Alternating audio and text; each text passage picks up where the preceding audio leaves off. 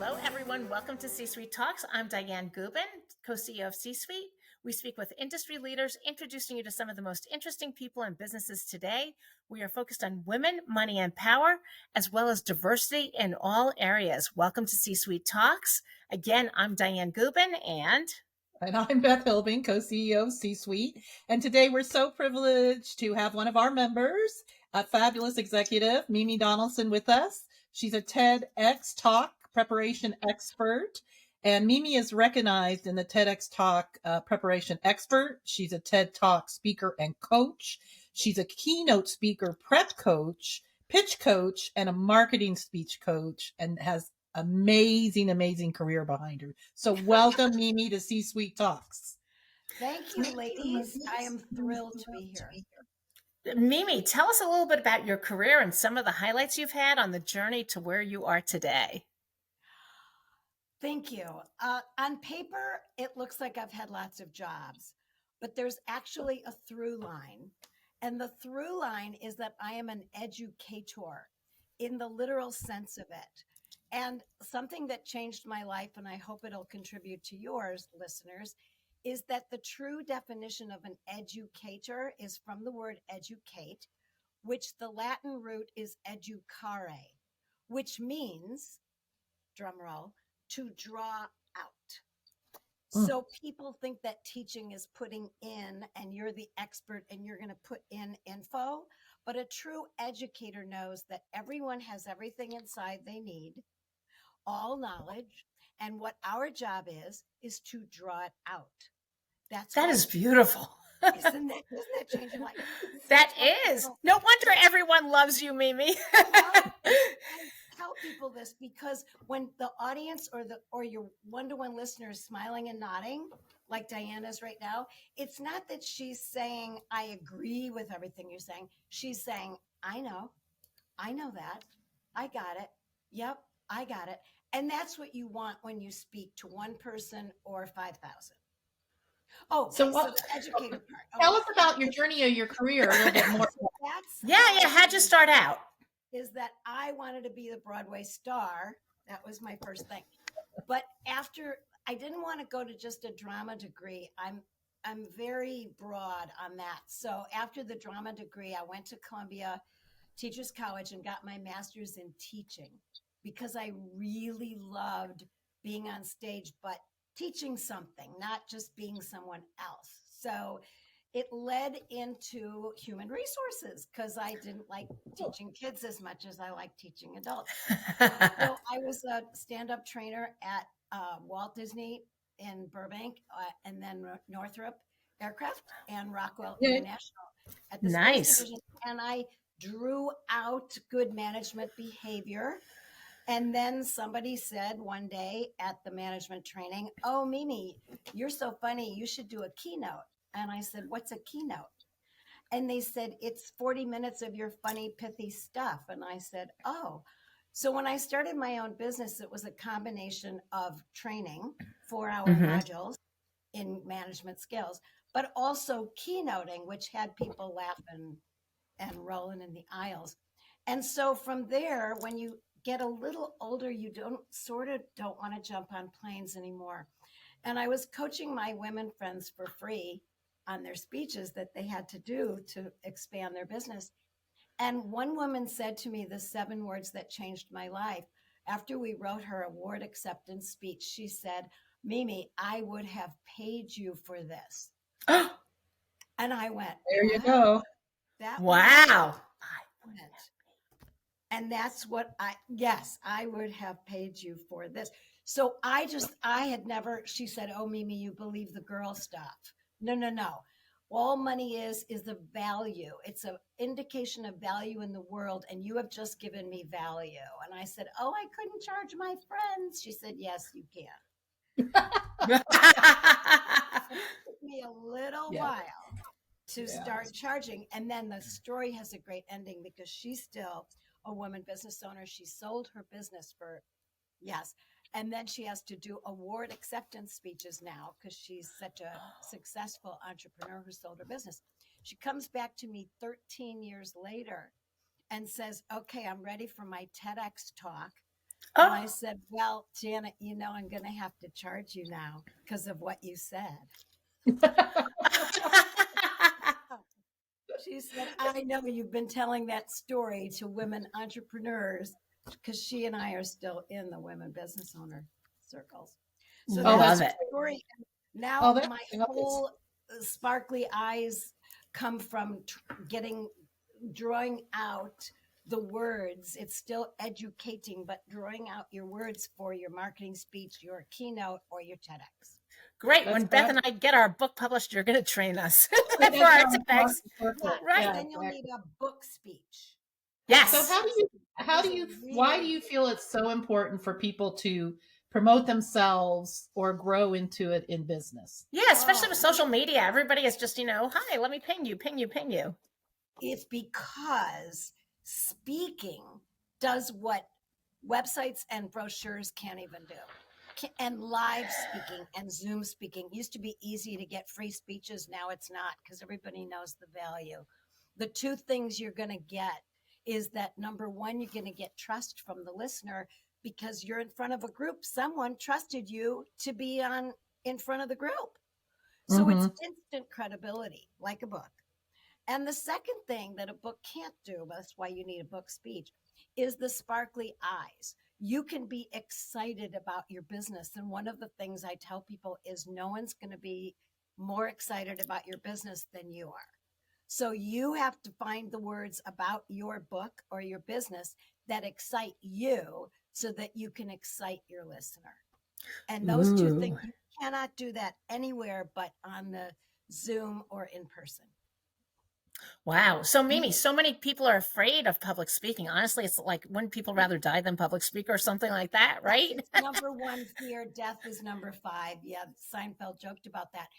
But it's true. I used to start my speeches that way. Here's the 4 words that I told this amazing woman who had a 501c3, beautiful, one of my first TEDx talker clients. And she said, oh, Mimi, I hate talking about myself.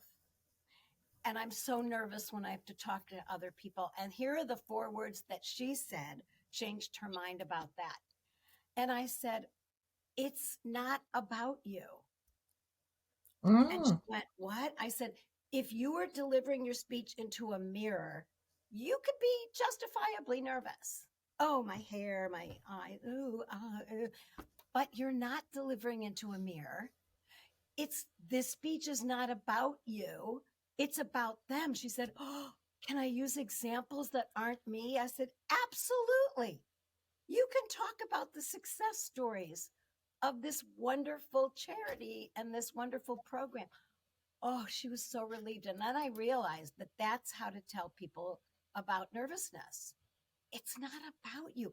If you are focused on having the listener get your message, you're involved in them and what's going to get them to get it. So I have a Right. question So for what's the you. whole Oh, sorry. go on. Go ahead. No, go on, Beth. Okay, I was just going to say, now with all the social media out there and everything that the emerging leaders and the young workforce is dealing with, how do you take how they're so used to very casual, talking and all the platforms and everything, and how do you change them so that they are keynote ready? So that they're what? Keynote ready, Well, that they have you the get polish. you get practice now because there's reels and there's always you have to be casual. And notice I'm talking right into the white light, even though you guys are down there, because that's the camera. And I always say that you speak in the right order. And this is the most important part because it's not about you, those famous 4 words. What's it about? Oh, it's about answering the questions in the listener's mind as they come up, which is how we write every speech for you, whether it's your marketing speech, your book speech, your TEDx. It's what are the listeners doing first? And this is the image I love, which you can get because you'll never forget it. Here's the listener. Let's say it's the most unwilling listener ever. Or it might be a listener like this. But what's in both of their heads? What is the thought? What do they want to know first? Well, picture a thought bubble like in a cartoon. And in the thought bubble, it says, why should I listen to you What's in it for me? Oh, that's what scary. So that's why your first 2 or 3 sentences has to be about their need, their problem, their situation that you have an answer to. And that's why. Oh my gosh. Beth, have we messed that up at all? That's why my famous, another 4 words, lead with their need. Now, here's where the research comes in. What do people get out of working with you? That's what you lead with. I have a thing about speakers who get up in front of a room and say, oh, let me tell you my story. And the audience says, I don't care about it yet. Not yet. There's a place to tell the story when they ask, what's your story? But that's not what's in their mind first. First, you got to say, I got you. And then they answer back, I got that you got me. That's what's speaking. That's why it's different from an article. And it's not an article you read out loud. That's another Mimi phrase. How come I took notes on what you're saying here? When you did something else for C-Suite and I came out with like 4 pages of notes. It's like no, it's fine. We speak in dashes. And so when we write a speech with somebody, when we write I draw it out of them. We write it in dashes and phrases and not big long sentences with big words. Some of your book that you're writing will be great to read, but it won't be speaky. It won't be speech worthy. There'll be mountaintops in the book that are speech worthy, that people go, wow, okay, you got me. And then we'll pick those out. Oh, that's good. So you're talking about the order of writing. Can you expand on that when you deliver your speech? What's the right order? You answer. And why does it matter? Lead with the need. And the purpose is, it's not about you. Remember, it's not about you. Purpose is to get your listener to go like this. Oh, she seems worth listening to. Okay, they lean forward. And then the next thought bubble in their head says, so what you got? What's your solution? You know where I'm at. Like right now, the TEDx talkers are talking about the workplace that's hybrid, and it's driving some people crazy because it's not like it used to be, but it's not like it's going to be. And so that's situation. And the audience goes, yeah. Well, then they want to know your solution. And it's probably in the homepage of your website because it's the mission statement. It's like what you do. But don't lead with that because people want to know if you know them first. So I got you. I got that you got me. I got that you got that I got you. That's a speech. And so the third, there's an order. So after they go, okay, you got my need. You presented a solution, but who are you? Like, why are you the one? There's a bunch of people that you do what you do. That's when you bring out your credibility. And in a nice way, that's different from the introduction. You could even do a success story there of a client or something. And then the rest is content. And then eventually the question mark in their head says, okay, you've given me valuable takeaways, but what's your why? Like, what's behind your thing? Are you just doing this for the money? And then you tell them your why story, which I think should be 60 to 90 seconds tops. Oh, okay. That's very good advice. That is good advice. It leads into the call to action, which is what you want them to do. And lots of us leave out call to action because we think, oh, people will just be drawn to us. Law of attraction. No, you have to actually. I'm really bad about that. You have to tell people what to do. It's like a computer. People are like computers. You feed the instruction in. Because at the end of the speech, people go, how do I get more of you? And that's what you tell them. So you coach on many different levels. You coach on marketing, pitches, keynotes, etc. Yeah. And is it primarily people in their careers, or do you deal with entrepreneurs as well? Yeah, I mean, is everyone a professional speaker or wanting to be that you coach? No. In fact, I really discourage that. Oh, please don't become a professional speaker. No, please, that's not a life. The thing you want to do is the people in corporate, They're asked to be on panels. The last woman I worked with had to do a 20-minute intro to moderate a panel. That's a speech. You have to know what you're going to say. You have to prepare it. You can't wing it. My whole theory is never wing it. Don't wing it. And then my other sentence, well, no, my sentence is people say, but I come from my heart. And before I take them as a client, I go, can you see the possibility that you can come from your heart and still prepare the speech? And if they say yes, they can be my client. If they say no, they have to wing it to be really sincere. I say, you're not, no, it's fine. Spend your money somewhere else. It's fine. But yeah, professionals have to speak at conferences from corporations to represent because you're successful or you have a wonderful way of managing people and they ask you to speak. With entrepreneurs, you have to speak to grow your business because you want people at the end of it to say the magic 5 words. I think I need her.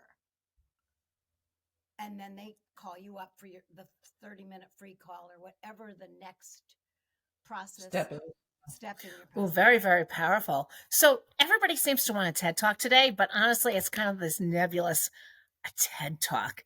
And you coach TED Talk speakers. So first of all, what does it take to even get a TED Talk, let alone be coached for one? Well, I do this every day, and I only have 2 or 3 clients at a time because I immerse in them. Part of my program is I help them with the submissions. But first, you have to have a talk.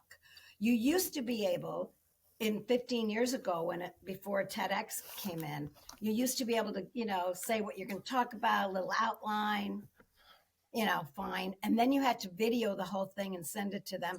Every month, everybody changes their submission process, which is a little hair-raising. But every community and college and town has a TEDx, and it's a community TED.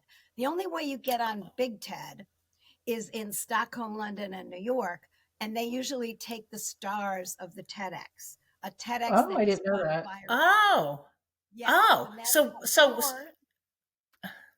Yeah, they go on. Like Bill Gates or some celebrity gets to do a TED now because it's so coveted. But TEDx, you can get on. First, you need a great speech. Then you need to ask the submission guidelines, and they beginning to universalize, if that's a word, the application. They're beginning to. It used to be that every little TEDx had a different application process. Well, what makes a great speech for a TEDx that I want to say almost hasn't been done yet, right?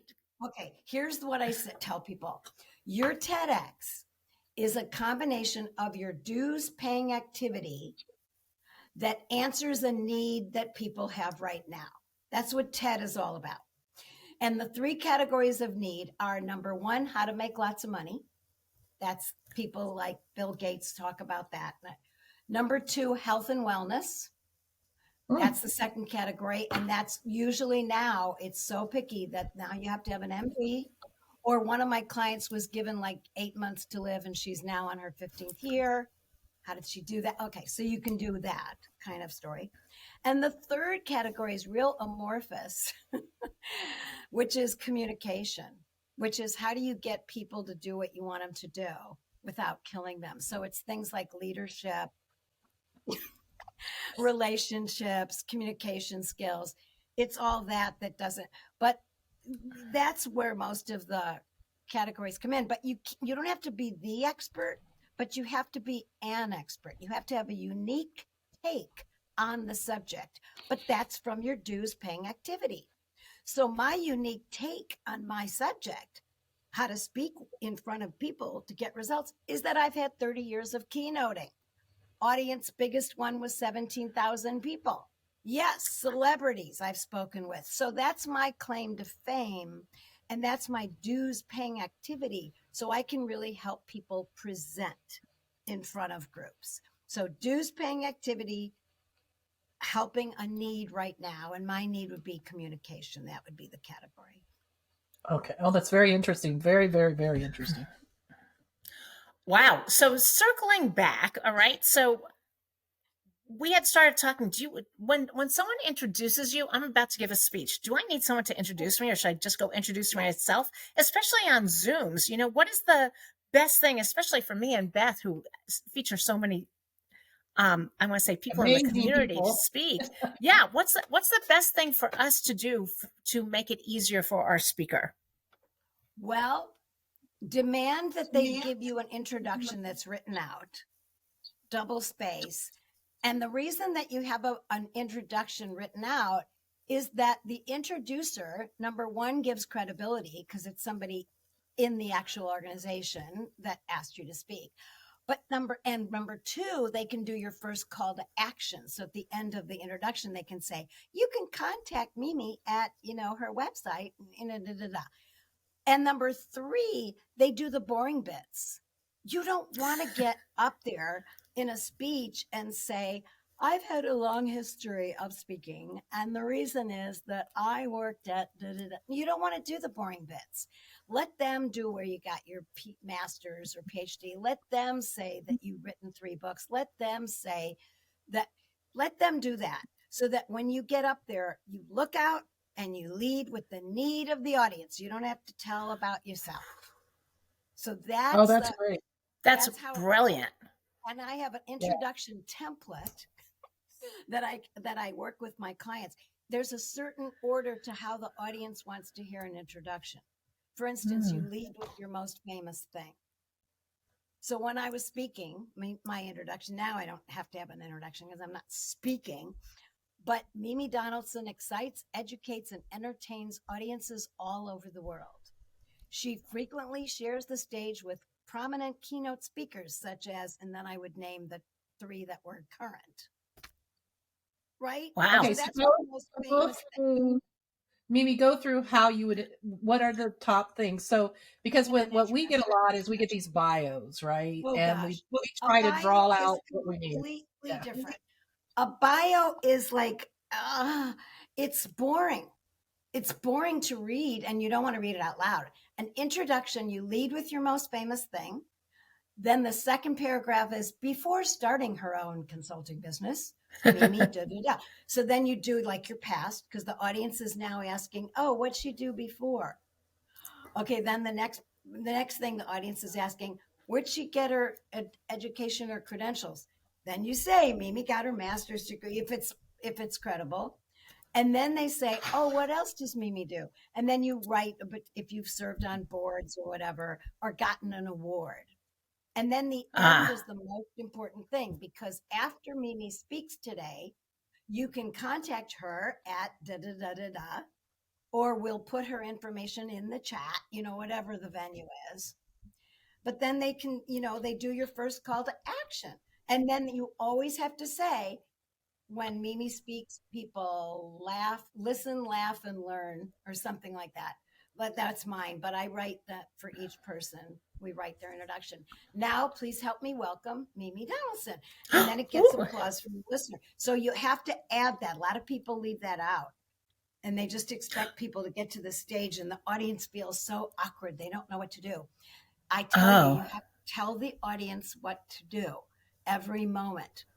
And so please help me welcome to the stage or whatever to Zoom, Mimi Donaldson. That cues them to clap. And at the end of your book speech, you will say, thank you at the end. So they'll know now is time to clap. Yeah. No, that's very good. Seriously, these little things. Audiences get it's a structure. Because they don't make your audience feel dumb.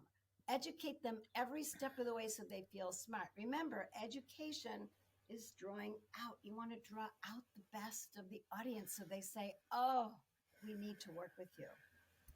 That's fabulous. So we love Mimi, it. How do people learn more about you and how should they contact you? Yes. And what is it you offer? Because you offer so much. So what are some of the programs you do? This is the call to action part, and I love it because I offer a 30-minute free call, which is really fun for me because I get to research you before and I look at your website. I do all this stuff to, like, if you want a marketing speech or TEDx, depending on what you want. I do a lot of research because it's fun for me. I'm a nerd with research. And then I get on the phone with you for a half hour. You get value, but we talk about if we're a match to work together. And sometimes we're not, but sometimes we are. And so 30-minute free call, and you just email me at mimi@mimidonaldson.com. Real easy. My website is mimidonaldson.com. You can get there at the free call through there. You can schedule it. And then I'll send you my Calendly link and we'll have a great talk. That's fabulous. Well, we want to thank you, Mimi Donaldson, TEDx Talk preparation expert. And we're so happy you told us how to get a hold of you and our listeners how to get a hold of you. So thank you for that. Right. You forgot Beth, TED Talk expert and C-suite member. Yes, exactly. My favorite group on earth. Yeah. You guys are We want to thank our sponsors, Google, Paul Hastings, City National Bank, Manette Law Firm, Interpublic Group, and Amplified Professional Services, which is an executive search and IT consulting firm. So thank you for listening. And Dianne, why don't you wrap it up? Right. Come join C-Suite at www.csuite.org for more podcasts from us. Hit the subscribe button on Apple, Spotify, and everywhere you find your podcasts. Be sure to leave us a good review. We really appreciate that. Follow us on all sorts of social media. We're all over LinkedIn, Twitter, Instagram, and we love hearing from you. Send us an email. Beth, I'm giving them your email address, which is beth@csuite.org. And do check out our website and come out to some of our events. Be active. Thank you for listening. Thank you, Mimi. Thank you, Beth. And we are complete.